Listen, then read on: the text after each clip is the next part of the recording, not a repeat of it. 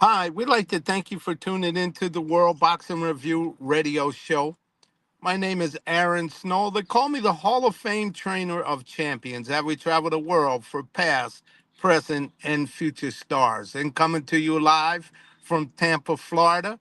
And also our guest here that comes on from time to time to profile different things that's going on in boxing. Today he'd be profiling Bryce Mills, Mark Irwin, who's vice president of the Rochester Boxing Hall of Fame and also the Buffalo Hall of Fame. Welcome into the show, Mark. How you doing?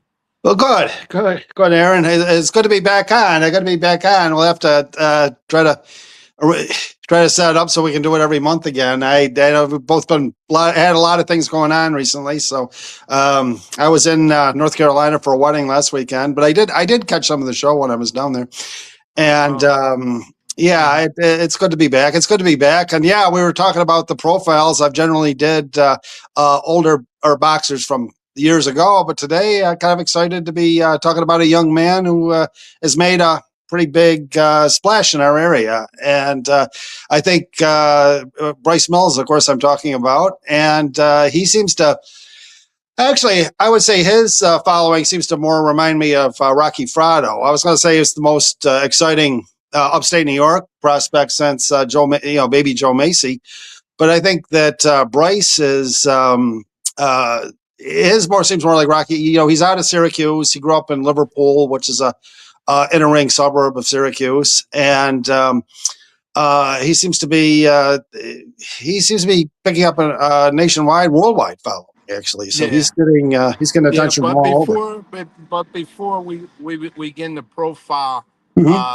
into Bryce Mills, I like to say happy birthday to my youngest daughter Tahita. Today's her birthday, and we want us out there in Arizona. Well, we want to say happy birthday, Tahita, from all of us to you. And also my older sister, Rosie, who you met, Mark, Yeah, yeah. up at Muhammad Ali's training camp, that event we do every year for Black History Month. She is the one, my sisters, that do the cooking of the free meal that we hand out to the guests, that soul food meal. It's her birthday today, so happy birthday, Rose Snowell. And just last week, my nephew Julian, it was his birthday. So there's April and May, and my family is busy with birthdays. But and last month, my mother turned 99, and she's doing well. So God is being good to us, and I want to wish each and every one of them happy birthday, and those that we didn't mention. Iran Barkley and Tommy Hearn's birthday was too last week, so Okay. we want to wish them their birthdays to get that in while we're doing birthday. We'll do some of the fighters. And Iran, happy birthday. And Tommy Hearns, happy birthday. So, man, Mark, Yeah. it's going on. And it's my understanding. I see you have that Lions t-shirt on. Boy, let me tell you, you told me you were just coming from down there on the cleanup job Yeah. of the Erie River, baby. Man, It's what a tremendous organization that is. oh, it is. It is. The Lions is a wonderful organization. Yeah, I'm vice president of the Buffalo Veteran Boxers Association and the Rochester Boxing Hall of Fame. And but I'm the grand poobah in the Lions for a couple more months anyway. I Well, that is actually I'm the Lions Club president, and yeah, it's a wonderful organization. It really is. Our main charity for a long time has been eyesight, and we've done lots of good things with helping people. It's anyone in our area. If you have problems that way, you need glasses or whatever, we'll do what we can to help people get them, and we give scholarships. And we helped pay for a young man who was colorblind to get him glasses that you could see colors with. So they have such a technology now. Somebody that's colorblind can actually put on these glasses and see things, the same way you and I'd see them. So Wow, that's that's a beautiful cause, and yeah, the research is definitely going in. They got them glasses that you can that have mics in them, the Metro glasses that adjust your vision and all of that in those lenses, and it shows how technology is affecting us in each and every form of life. And I'm glad that the Lions Club that could help somebody with that kind of endeavor, health endeavor, man. But I'm award winner from the Lions Club too, man. They Oh, uh okay. they gave me an award for speaking. They did. I spoke at a business meeting of theirs, and after I got done, they said, we're going to bring you in. It was a well speech, and it was pertinent. It was right on the money. And so they bring me back and gave me an award for speaking at them. They said they felt many of them benefit from the knowledge that I've through my speech. So I want to say, Mark, congratulations on being president, and keep up the good work Well, to thank you you. and your Yeah. board. Thank you, thank you. And no, I definitely will. Yeah, after, I guess in September, July, somewhere in there, I'll be the past president. But that also is a board position, so I definitely intend to stay active in it. Yeah, for a long time. And it is no, no, I agree with you. The Lions is a wonderful organization, and I would just tell your viewers that if you have any used eyeglasses that you're not using anymore, or somebody passed on is not using them, you see those boxes around all the places where you can deposit used eyeglasses or unwanted, eyeglasses into them, and the Lions use those, and they help a lot of other people get sight as a result of that. So it's a very it's a very worthwhile cause, and it's a very worthwhile organization. Yeah, excellent organization. Yeah, well, absolutely. Well, let's jump in to some boxing news that's going on from the past week in the present, and what's going on in the future here while we're here. It seems like Javante Davis uh, uh, is going to be returning soon. It looks like early fall. Javante Davis is going to get in the ring, and we're happy to hear that. Since he last fought with a majority draw against Layman Roach in March of 2025. With a record like he got, man, is 30-0-1 with 28 knockouts, man. And it seemed a little like his life is uh, was derailed outside the ring, and he's going through this and that. But everything grows in stages, and I'm happy to see that this young man is getting focused back on boxing, to climb in the ring and entertain the boxing community and the boxing fans around the world. And I believe if he stays busy training and fighting, he'll outgrow all of that other things, because everything grows in stages. And I have trained a lot of fighters that could do very well in the ring, but outside the ring they had problems, trials and tribulations with uh, outside the ring with everyday life Yeah. situations. So, everything grows in stages, and I hope that he keeps growing, and I hope that Davis keeps trying to improve the betterment for himself, and then in the betterment of self, you will help not only your family and your friends, but you extend your arm where you start helping communities. Then you help people around the world. See that we're all human, is that we all go through something, we all make mistakes, and let's hope that he can grow, and I hope that he climbs back in there like he's saying he's going to do an early fall return. We look forward to seeing Javante Davis. And just last week, Dave Benavidez against Ramirez caught the cruiserweight crown at 27 years old, man. Against Gilberto Ramirez. He stopped him in the sixth round. So that got him to be a three-time division champion, Mark, at Yeah. 200 and some pounds, man. Who? And it looks like after that fight, Beevil had called him out and said, "Hey, look, you don't have to worry about calling nobody else out. I'm ready for you right here if you can come down at a catch weight." And for the listening audience, Bevo, he a win. He has a win over Ramirez, and he beat Canelo Alvarez in 2022. So, there's somebody there for Dave Benavidez with Bevo, man. I think that's an excellent matchup. People are trying to save Benavidez and Canelo Alvarez. Let's see first how he's done against guys that, have beat Canelo Alvarez before he gets to Canelo Alvarez. Styles make fights. Somebody tall, lanky, got a good jab, and Bevo. Let's see what he does with somebody like that, man. How about what do you think about that, Mark? No, I agree with everything you said. I agree with everything you said. I do think in the third division that's huge. You and I both remember then that was a very a big deal when somebody would win a title in a third, in a third division. And I think it also kind of shows kind of a coming of age of the cruiserweights too. That division. It always when I was a kid, it was kind of the light heavyweights in a way that didn't get no respect. And now I'm in the cruiserweight division. It hasn't.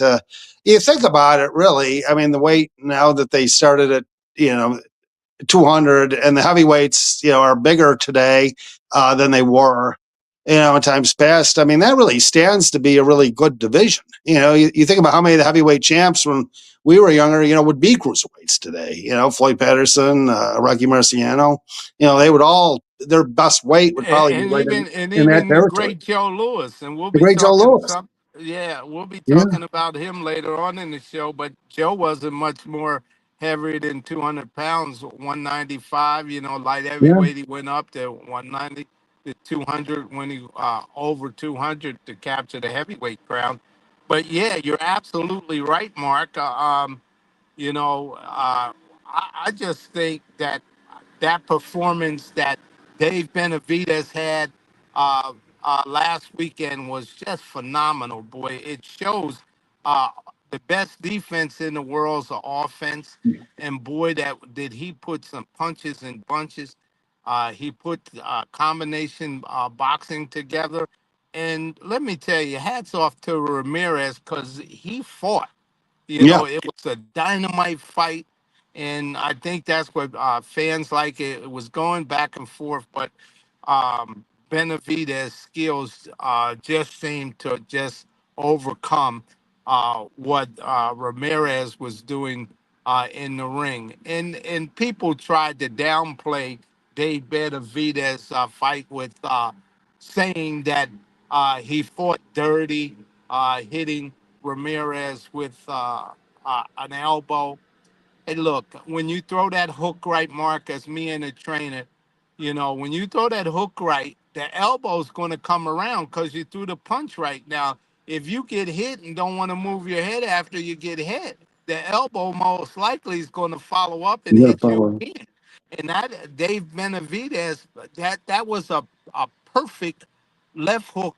The way you throw a left hook, you get it around. If you miss with it, sometimes the elbow hits them. You Yeah. know what I mean? When you throw it back, that's the thing of throwing a good left hook. But don't take away nothing from No, I agree. Dave Benavidez. Absolutely. You know. I remember our very good friend Michael Spinks. He he was kind of famous for the elbow following his left hook, as I remember. Oh yeah. Absolutely. He's caught a lot of when you throw that left hook right, that's what's gonna happen. Yeah. A lot of guys don't turn it over, correctly. And when you throw that left hook like Joe Frazier had, Joe Frazier used to hit a lot of guys if you got past it when it hits you, if it didn't knock you down Yeah. or stun you, that elbow's going to come around, and that's what happened with the David Benavidez fight. But Mark, let's talk about today. Yes. As we speak, that fight over in England with Fabulous Yardley versus Daniel Dubois for the WBO heavyweight championship is on the line. With Yardley, they stepped him up a notch. The WBO did, and their president, uh, from interim champion to being the regular champion with this fight on the line, and Yardley, his magnificent win in the 11th round over Joseph Parker just last October, man. And don't forget, Dubois is a former IBF heavyweight champion, and he suffered a loss, to Usyk in July of 2025. So this matchup, Mark, I think today is going to be a dynamite fight. Both of them have a knockout ratio well over 95% in their knockout ratio. When you have fighters that have that kind of knockout ratio, most of the time somebody's going to win by a Right. knockout. Yeah. And the thing about who's going to get knocked out, and what after the winner of today's heavyweight WBO heavyweight shot, which this title Usyk gave up and was stripped because he didn't want to defend it in a short period of time because he had an injury and he couldn't meet it. And he said, well, just let it go. If I have to come back and capture or fight the person who won it, I'll do that. So, hey, this is where we're at today with that. And it looks like Usyk, who's fighting just in a couple weeks in Egypt. And hey, man, I looked at that belt, the WBC has made a special fight for that Egypt belt. Man, that belt is beautiful. Mauricio Suleiman has announced it. They're profiling it out now for this great championship bout over in Egypt. And you talking about Usyk, undisputed cruiserweight champion, and also undisputed heavyweight champion. And going back in time in history where boxing basically got started over there in Egypt. Boy, does that put everything and line everything up for the history of boxing. Mark, what do you think about Yeah, that? it certainly does. It certainly does. Yeah, I want to go back a little bit though. The Yardley and Dubois fight. Do you think that if Dubois wins it, do you think he'll want a rematch with Usyk right away?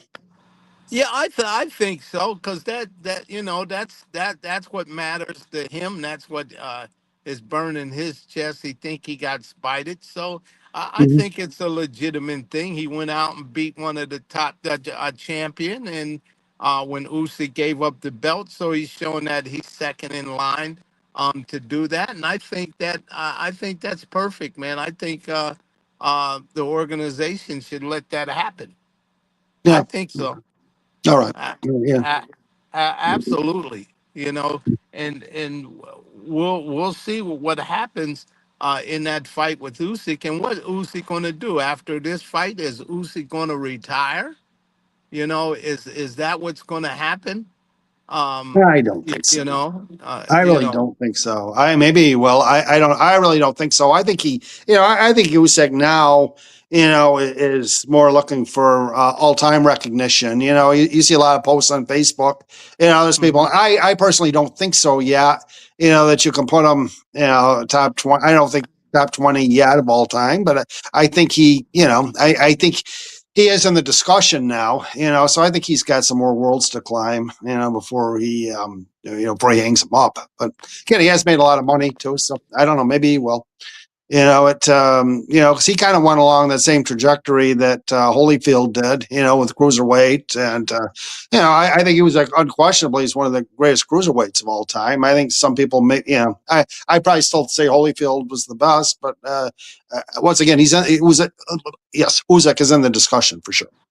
Oh yeah, Usyk in this era, he done fought them all and beat them all. Yeah. It makes him an all-time great. They may not like his style or class, but he's a fight machine, a well-conditioned fight machine that the guys, them big heavyweights going down the stretch, his condition and his superior condition and fundamental skills just take over the fight. And he break most of them going down in them championship rounds from round 10, 11, and 12. That's where Usyk mostly wins a lot of these fights coming down the stretch. You know, the challengers be in the hunt, but coming down the hunt, they just can't finish the hunt or lower the boom, and he just turns it up a notch and keep on going. He takes a Yeah. licking and keep on ticking. But Yes, he yeah, this is does. gonna it makes good. And with the WBC announcing that Tyson Fury is moving into the number one spot, and Anthony Joshua is getting ready to fight. That was announced. He's going to fight in July. Which, if that fight really happens, with Tyson Fury and Anthony Joshua, well, a fight that should have been made a long time ago. I think that's a barn burner for heavyweight boxing in this era. The gate sales are going to be second to none, and we're looking forward to see that match. Uh, Yeah. uh, yeah, we got a text here. Thank you, Ricky. Yeah, the fights are fighting now. Perez. Yeah, thank you for that information over in English. So much, Ricky, for your info that the bouts on the zone is happening. We appreciate that. But yeah, Mark. Before also we get into Bryce Mills' profile, it looks like Shakur Stevenson, he is talking or getting ready to join uh, Jaffa boxing with Dana White. Yeah. Um, yeah, we'll have to see what kind of deal that they cut. But right now, Jaffa Boston really don't have no stars to carry that platform for what they see. And, you know, and with them guys trying to destroy the Muhammad Ali Act, um, which was greatly needed just a Mhm. few weeks ago. But I think we have to wait to see with all of that.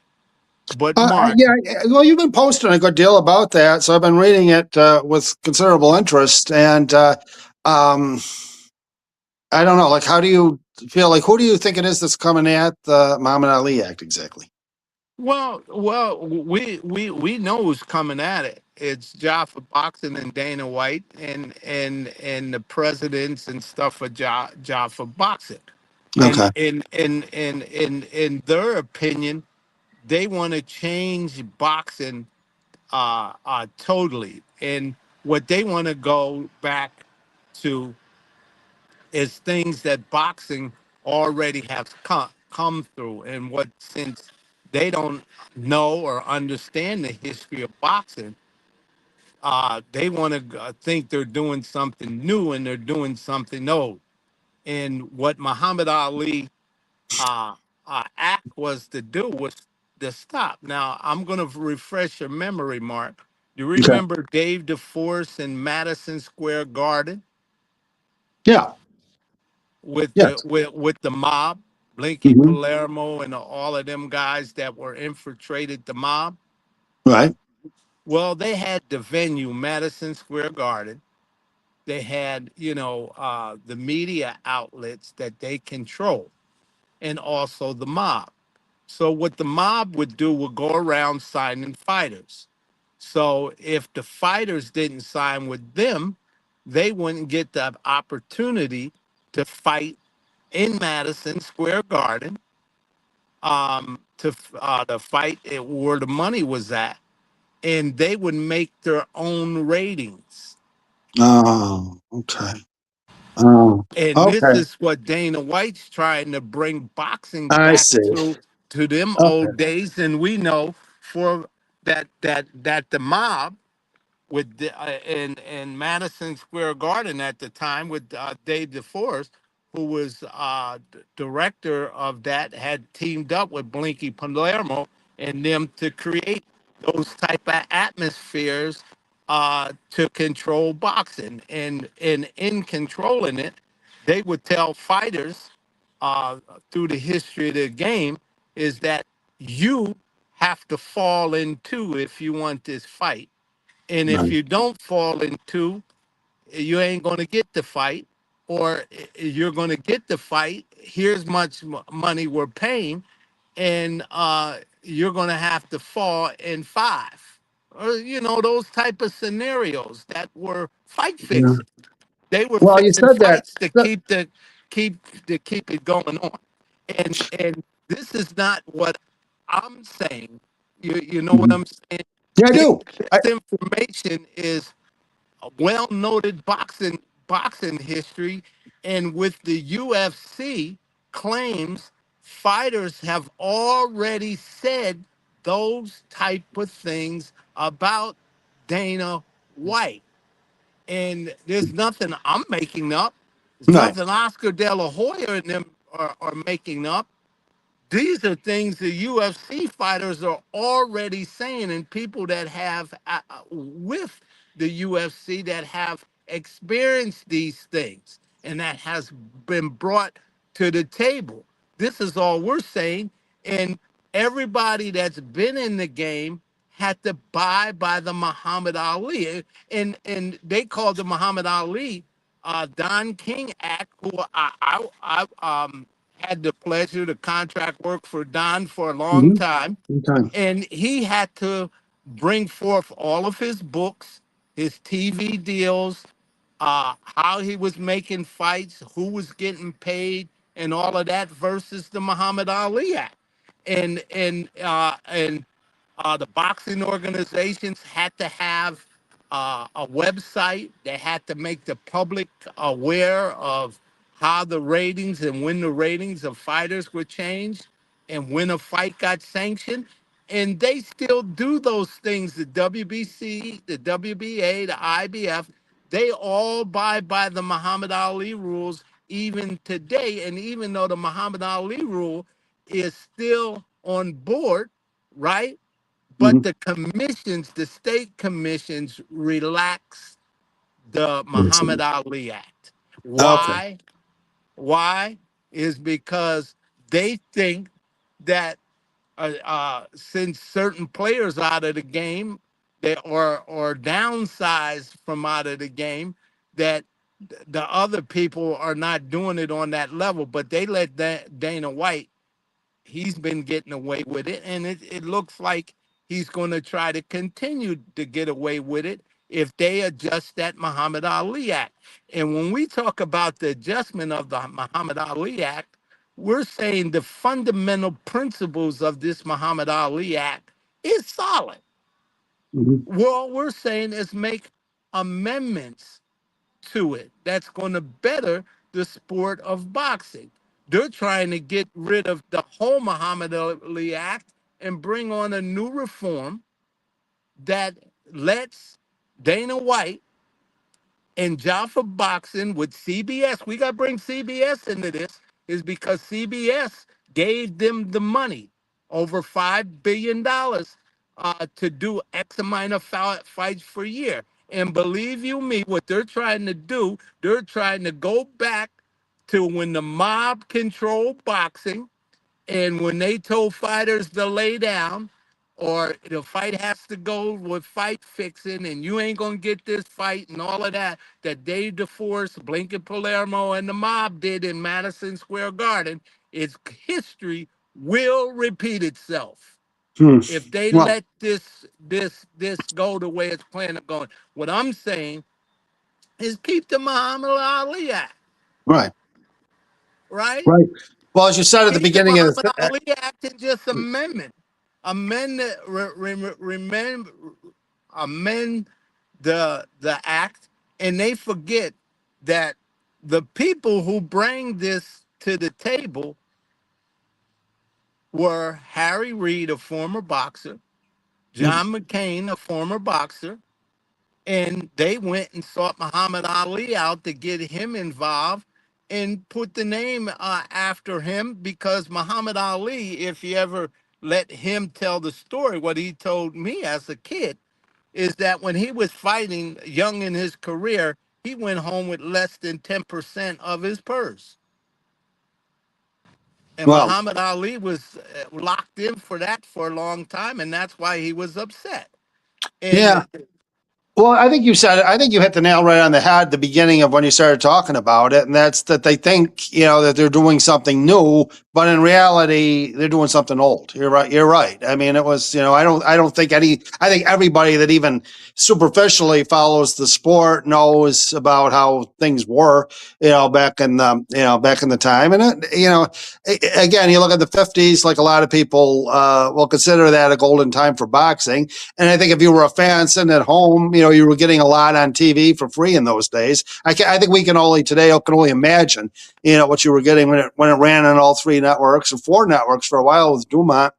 That the boxing. I mean, you look at the quality of fights that people were getting on TV. The trouble was that it ruined the fight clubs. That nobody was going to boxing events, small boxing events in the 50s, and it really, it wasn't really a great time. I did you read that book, Jacob's Beach? No, I haven't. Okay, well, I recommend it to you because you would like it.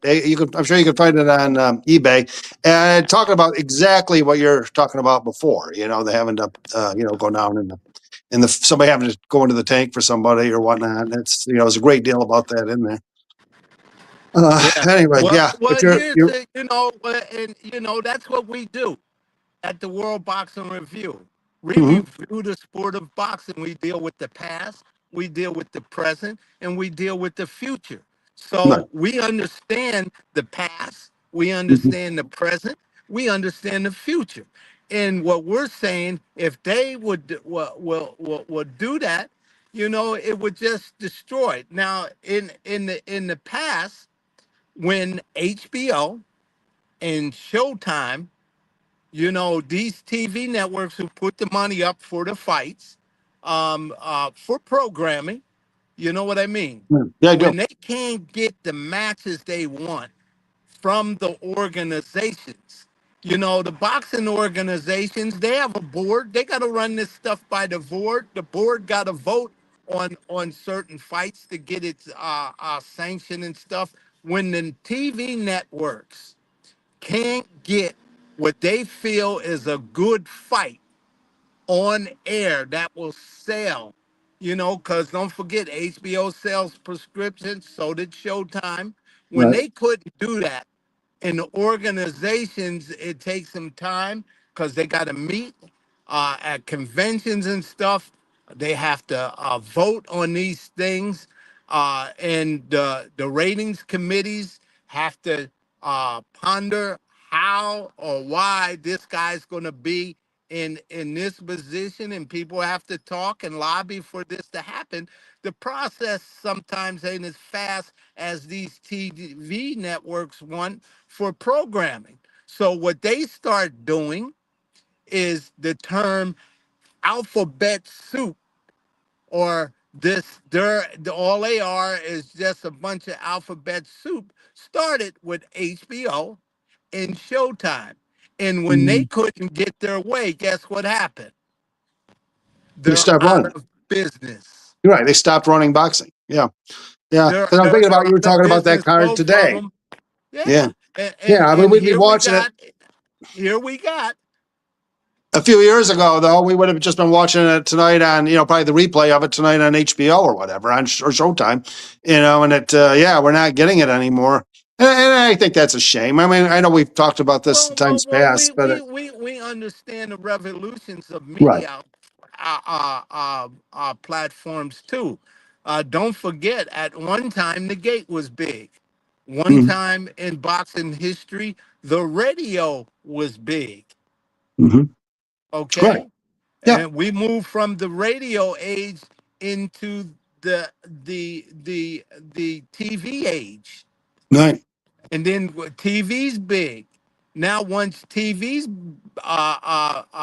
has reached its peak, there's a new thing called streaming, which is just a live feed. Right. It's just Well, a live feed broadcast over the internet.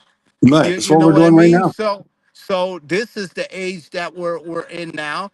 And Right. if you notice, CBS that gave a deal to for boxing, it's all about the eyeballs. The eyeballs they want to use are the young people that the UFC, in boxing bring that they know boxing uh, have dedicated fans that be dedicated for years because they buy pay per view. And most of the time, boxers are the most paid, richest athlete at the end of the year of gross earnings. It's going to be a boxer Right. for 1 year of earning is normally a boxer. It ain't a basketball player. It ain't a football player. It's a boxer.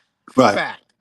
Yeah. So those networks know that boxing, when you're trying to uplift a platform, it works because of the dedicated fans. And then they bring these bouts that eyeballs tune in. Then it creates a pay-per-view events where people like Netflix, boxing bring eyeballs to Netflix to drive up their prescriber base.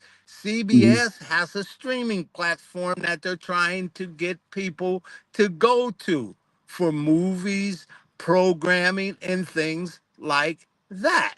Right. So when they're doing that, then they want to try to be in control of the $5 billion.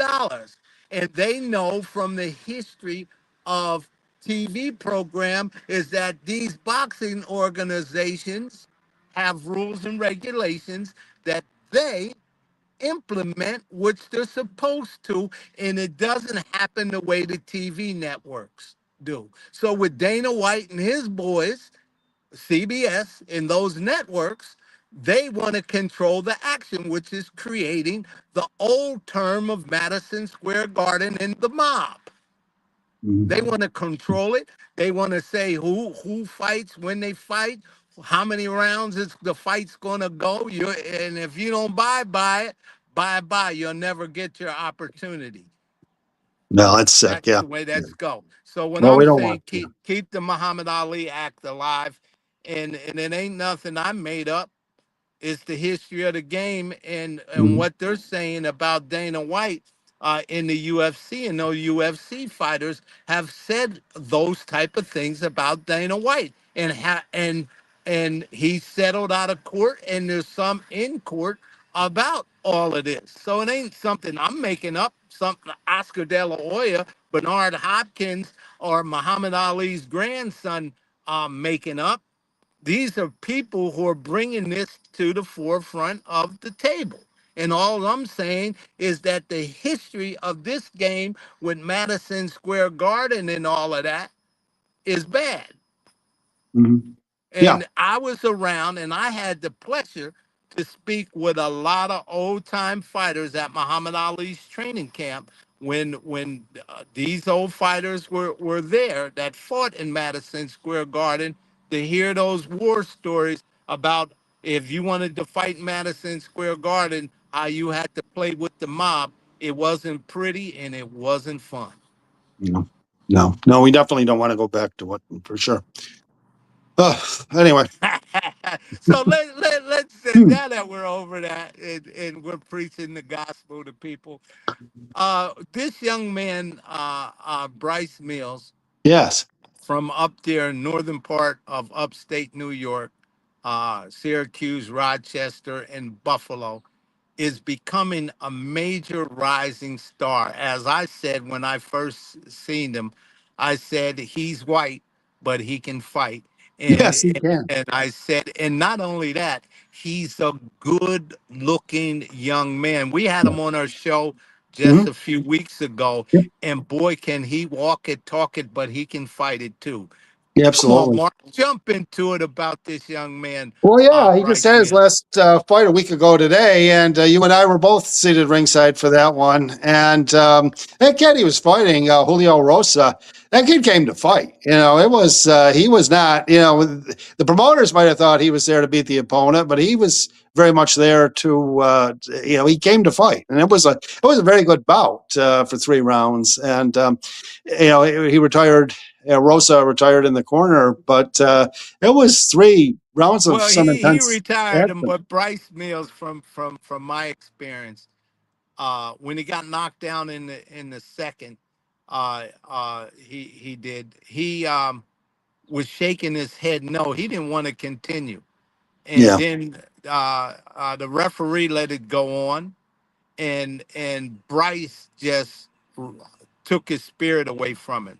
I Yeah. mean, the combination that Bryce was putting together was amazing. Those body shots, oh, that were picking his feet up off the ground, the combinations to the head, stepping to the side.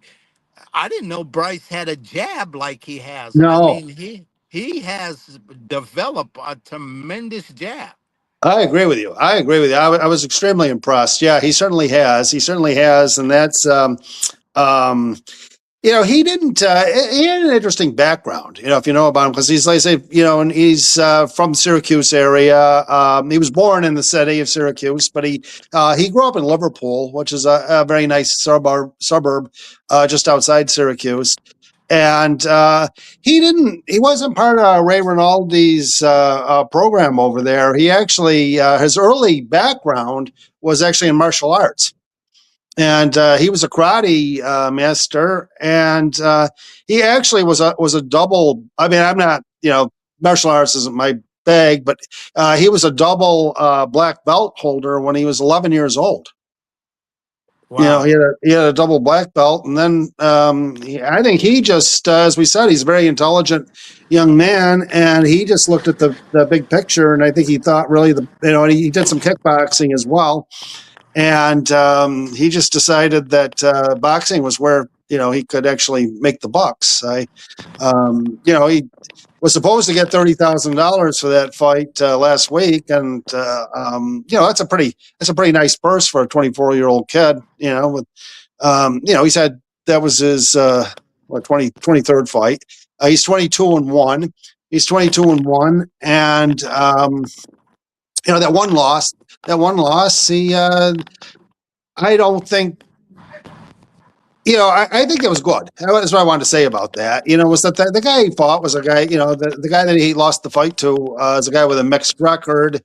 But that, I don't think, I think later on, and I think you'd agree with me on this as a trainer yourself, that the importance of that, trying to build up that undefeated record or hold on to that, I think has messed up a lot of guys, honestly, because they want to get them, they want to get these guys 35-0 or whatever, but they don't let them fight guys that are going to test them. And just the fact that he lost a split decision one time, and I think that shows that he's being brought along right. I think that Well, shows that. I think what you're saying is absolutely, Mark, dead on the nail. Fighters develop, Right. and sometimes they may have not been in the best of shape Hmm. or prepared properly, and they fall short of the mark. But that doesn't mean nothing. You No. bring them back around the block. You work on their fundamental mistakes, like conditioning. You conditioning's half the battle in boxing training, is because once you get a guy in great shape, you can really bring out his fundamental skills, Right. and then you can put him in the ring, and he can fight then, because he got gas in the tank, and Right. he can overcome different things that you may not ordinarily overcome, not being in the best terrific shape.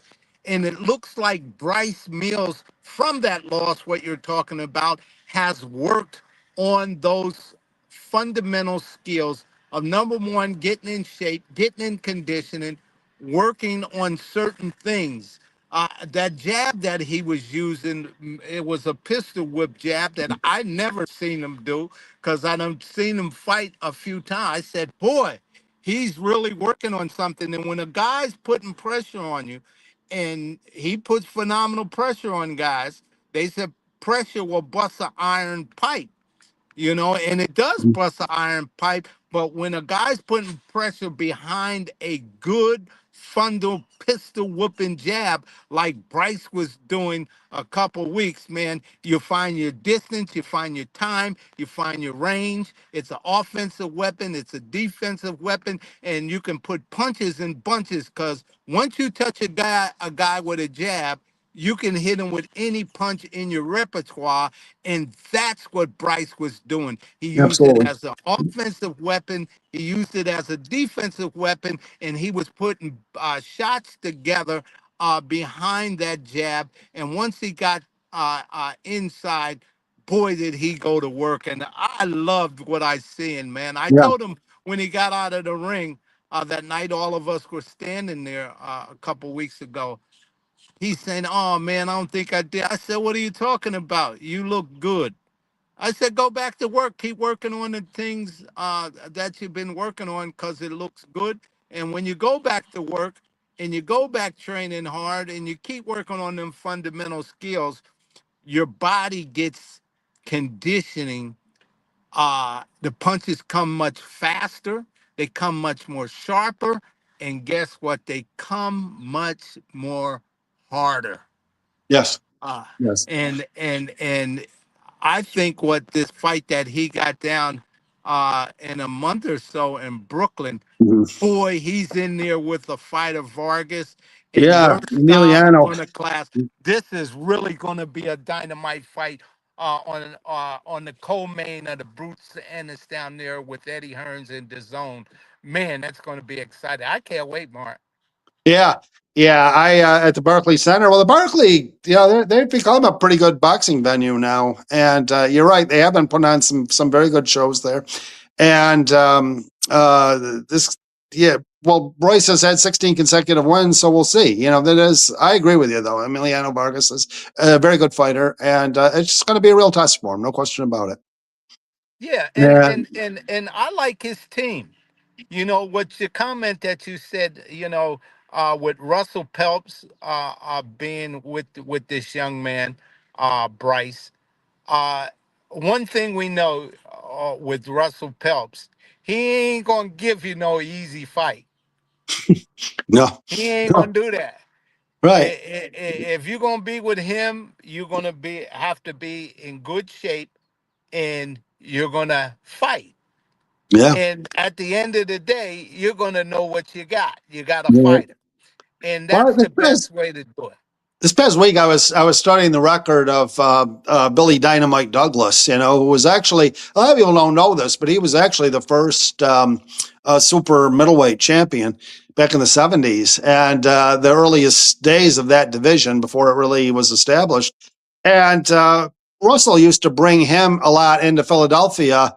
He was to fight a lot of the upcoming talent. Philadelphia was always very famous for their middleweights, and Douglas was always in phenomenal shape. So Russ knew that he could call him, at a moment's notice, and he'd get in. He'd come in from Columbus to Philly and take the fight. Well, he won a lot of those. Uh, Daniels did, Douglas, excuse me, Billy Douglas did, and going along with what you're saying, I mean, Russell, he wanted a good show. It was, yeah, bad matches don't make good money. It's Russ always wanted to when he was as a promoter, he always wanted to have a good event. So obviously, right, he sees something in Bryce Mills, and I think that um, I think Bryce's future at the moment looks extremely bright. Yeah, he's the WBC U.S. Silver Super Lightweight Champion, which is junior middleweight or junior welterweight, excuse me. I know the WBC usually uses the super. They move it up a notch. I guess in my mind that's still, I think of Bryce as a junior welterweight, but it's the 140-pound division. Just put it that way. Yeah. And Yeah, well, they call it super lightweight, right. junior welterweight, but we won 140 pounds. Has always been a great class. Don't Mhm. Henry Armstrong, he moved up into it. The great Julio Cesar Chavez, Frankie Randall, and those guys, Juan Martin Kogi, Well, the Hawk. even Roger Mayweather campaigned down in that class. Hector Camacho Jr. He moved up from lightweight to that weight. That weight class is always been a hot division. They Yeah. got a lot of great fighters in it now with Shakur Stevenson, and we're talking about Shakur Stevenson. It looks like he's trying to team up with Jaffa Boxing and them sign a deal. So we're going to see the way that happens. But we're talking about Bryce Mills right Mhm. now. Bryce Mills with him. And people say, well, Aaron, you're all the time saying he's white, he can fight. I said, because in this era, there's so many other ethnical groups that are out there that are in boxing. Opportunities for minorities are not that good. So, they play sports. For white guys, opportunities are better, and they pursue other different avenues in terms of sports. But Bryce has chose to be a fighter. He's a gentleman and a scholar, and I'm going to give him his due, what he righteously deserves. The kid can outright fight, Mhm. and when you see a kid that got talent or has talent, like a Bryce Mills, I all the time say you talk about it, because what seems a small deal right now, today's nobody's tomorrow's somebody. And up there in Canastota, with the International Boxing Hall of Fame, the casinos that sit around there, Bryce Mills been fighting there and packing the house. Yeah, sure has. Sure has. He fought 7 fights. Yeah, fought 7 fights at Turning Stone. And also, I was glad he actually headlined the first boxing event at the Del Lago Casino, which is between Syracuse and Rochester. It's a newer casino. It's a newer casino, and I don't say it's been going about 5 years now, I guess 5 or 6. But anyway, it's a new. They hadn't had boxing yet, and he headlined the first event there, and they packed it. You are right about that. The Del Lago Casino, and it was trying to think.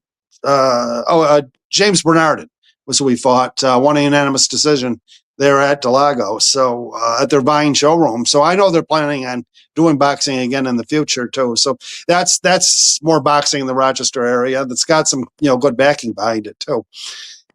Yeah, And but yeah, as far as your when the casinos allow a promoter, and when they have a kid like Bryce Mills that they're taking him around and have him fight in those different casinos, trust me, they know the casino drop for that Saturday.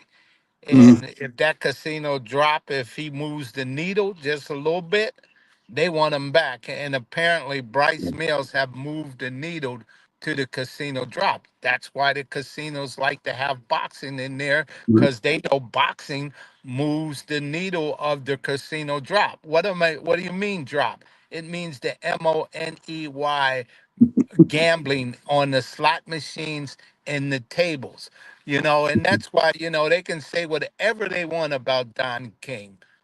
Those casinos, from Caesar's Palace, the Hilton in Las Vegas, the Mirage, the MGM Grand, all of those casinos around know when Don King had a fight, is that the needle in the casino would move, and it would move forward and not backwards.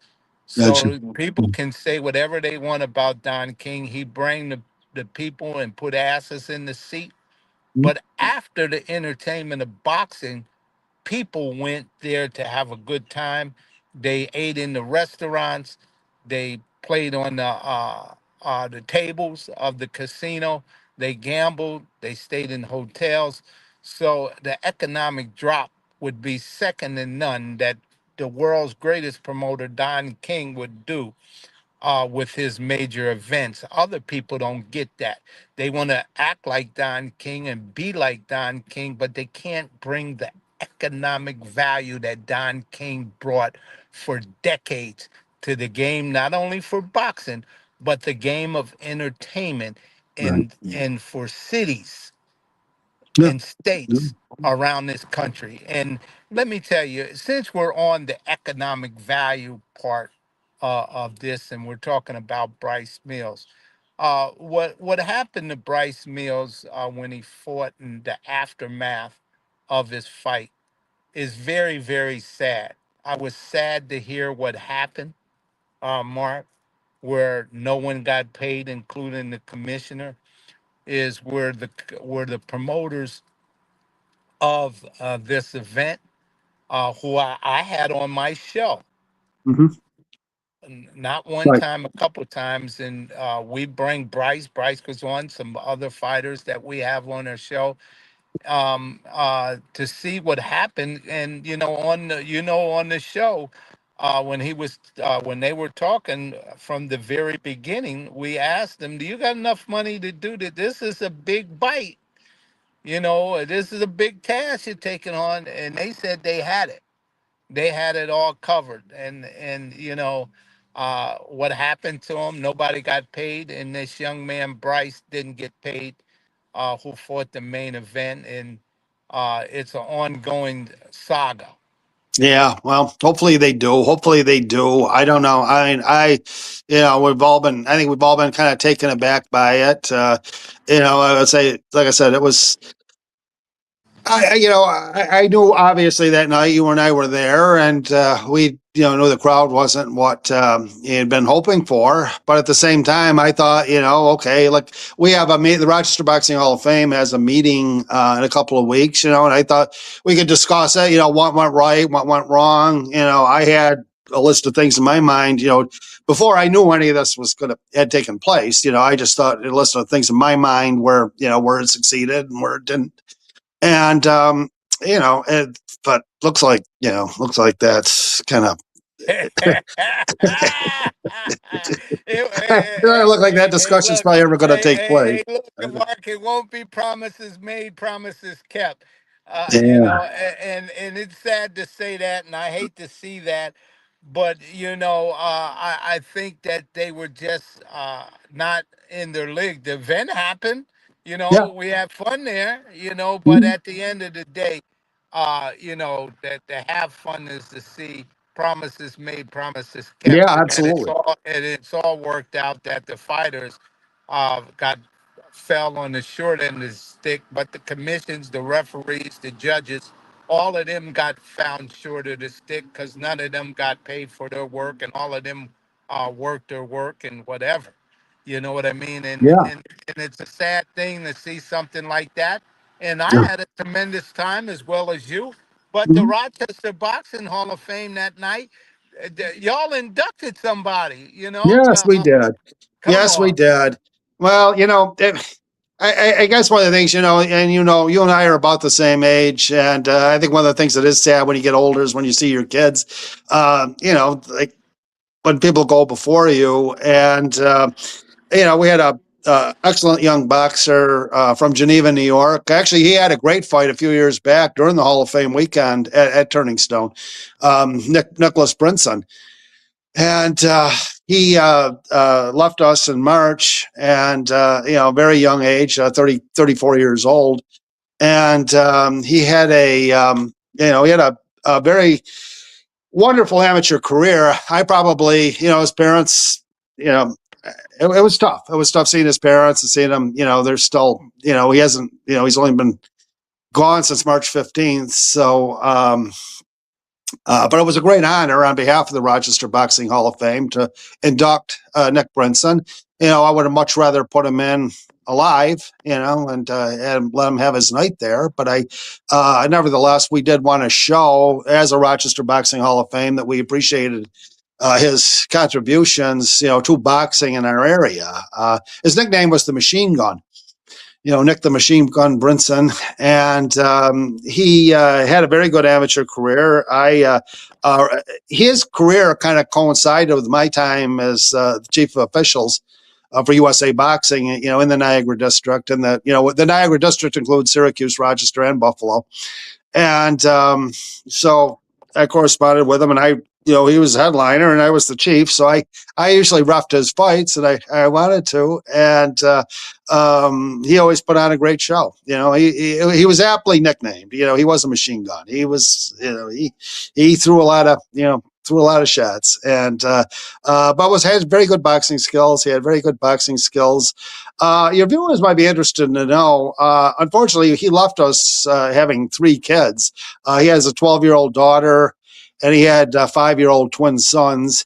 Were the light of his world. And there is a GoFundMe page up for them, and it's been pretty well attended to. They were trying to raise 15 grand, I believe. And I think they've gotten close to that on there, but I'm sure they could always use the financial help.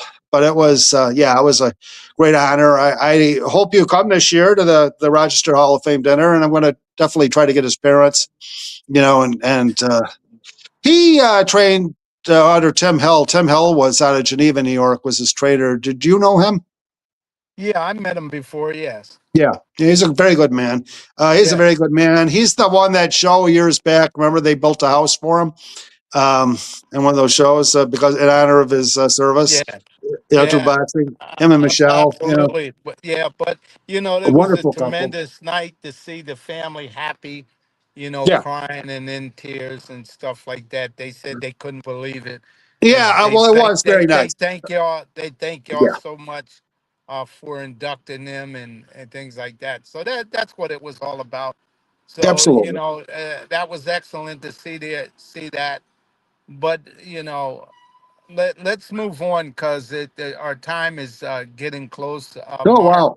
Okay. Yeah. See, as time goes, you were saying something about some book that you had about yes, I am. I guess an Joe. appearance with me wouldn't be complete without talking about some of our boxing greats of the past. And I went to a wedding in North Carolina, and I had just gotten the book. I got it off of eBay, and it's called "The Fight of His Life." Um, it's written by, let's see, there we go. The Fight of His Life, and it's called The Fight of His Life: Joe Louis's Battle for Freedom During World War II. And it's written by Johnny Smith and Randy Roberts. And if you remember Randy Roberts, he wrote a very good biography of Jack Dempsey. He wrote Jack Dempsey, the Manasseh Mauler, back in the 70s, and which was a very big bestseller and one of the better Dempsey biographies. But anyway, this book just completely focuses. I had just finished the last book that came out on Joe Louis before we talked about him on the show. And so I started this one, and I haven't finished it yet, but I'm about 2/3 of the way through it. And there's a lot of detail about what was going on in this country as far as getting in our preparedness for the war. And of course, at the time we had segregated military, and they the military realized. I mean, Joe Louis obviously was draft age. He was fighting age, and I'd say the Army very much wanted to use his popularity and his prestige, to help with getting African Americans to support the war effort. And he actually fought a fight, and gave the entire purse to the Navy Relief Fund.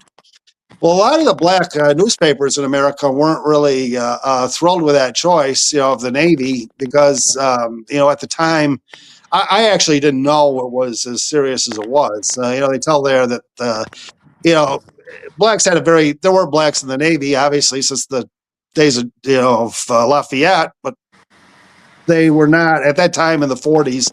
Their chances for moving up in the ranks in the Navy were very limited. To put it about as nicely as you can put it, I guess it was not. It was a bad scene. It's a bad scene. There's just no two ways about it. And I'm glad to see like a very good dear friend, mutual friend of both of ours. Ernie Brown was a very proud Navy man. A 20-year Navy man, a retiree, and things had changed obviously a great deal. Since then, I mean, he moved up in rank, had a very, he loved the Navy, and the later on. But back in the 40s, it was not, if you were black, it wasn't a pretty picture. I'll just leave it at that. So But now, Louis, what's the name of the book again? okay, it's the fight of his life. The Fight of fight of your his life. life, Joe Louis's battle for freedom during World War II. And it Okay. has a lot in there too about Louis, getting his celebrity friends in as well, to do benefits, support the world war effort as well. He was very good friends with Lena Horne. There's a chapter in there, Stormy Weather, and they both, she was a kind of an up and coming star at that time, and but I don't think she ever had the career in movies. She did very well in music, but I don't think she ever really had the career in movies that she had hoped for. Um, Yeah, but Lena Horne. Lena Horne was she's a major star in her era. But yeah, Yeah. what you're saying to us, it's a good read. So, Yes. listeners, see if you can look into that Joe Lewis book. But also, just being released is the fighter's heaven inside the camp where Muhammad Ali remained his legendary status. Todd M. Meadley and Gene Kilroy and myself, I'm in it. It's a new book that's being Oh, released wow. right there on Muhammad Ali's training camp, Okay. um, Penn State University. The book will be archived at Penn State University, and Penn State helped fund the project for this book, and it's now being released. It's on the first stage. You can all the major things on the internet. You can look it up, but it's a great read. I was interviewed for it. I'm in it. My family's in it. Gene Kilroy. It has Michael Jackson and all of those different events and all the people, the celebrities that came there, fighters that came through there when Muhammad Ali was training. So it's a great read. It's a great part of the history of Muhammad Ali's camp. And we're just asking people, like you're saying, is go check it out. And it's a great read and look into it. Look, Well, I Mark, it's can't wait. all, yeah. I can't wait. No, Eh, I'm definitely going to get it. I'm definitely going to get it. And you're going to have to sign it for me. So, okay. And, yeah. And Mayweather will be closing here. Uh, Mayweather at 49 has been in the gym and holding press conferences and training and stuff like that. Looks like him and Manny Pacquiao is going to do it for real. And Reese Midley, he missed weight yesterday for that IBF featherweight title fight that's going to be on the zone. So that's an interesting factor. Mark, yeah. in closing, what do you want to say, Mark? Well, I want to say that I remember our first show we did this year. We said it's going to be a really, 2026 is going to be a great year for boxing. And I think we're seeing that certainly has come to pass. I mean, there's been really big matchups already taking place, and there's a lot of really good ones coming up too. And I think that, all in all, again, as you've said, as we've both said many times, boxing's been written off a lot of times, but when push comes to shove, it's still the biggest event on pay per view.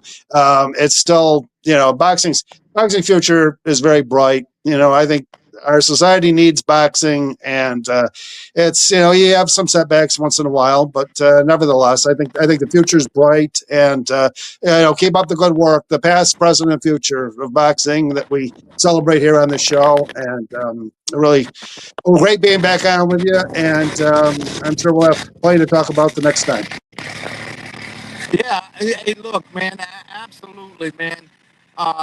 Boxing will survive, and it's going to survive, and it's going to do well for the future. It looks bright.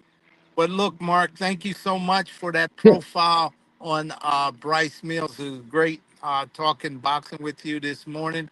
Uh, you know, Mark Irwin, Vice President of the Rochester Boxing Hall of Fame, Buffalo Hall of Fame, and also the president of the Lions Club, man, in Rochester, man. It's a pleasure. Medina, New York. And Medina, town next by. But thank you so much, Mark, this Well, thank morning. you. I enjoy it for all the things that we will cover. Hey, look, fans, we want to thank you for tuning into the World Boxing Review radio show. My name is Aaron Snowell. They call me the Hall of Fame trainer of champions as we travel the world for past, present, and future stars. Thank you. Thank you. Thanks for watching.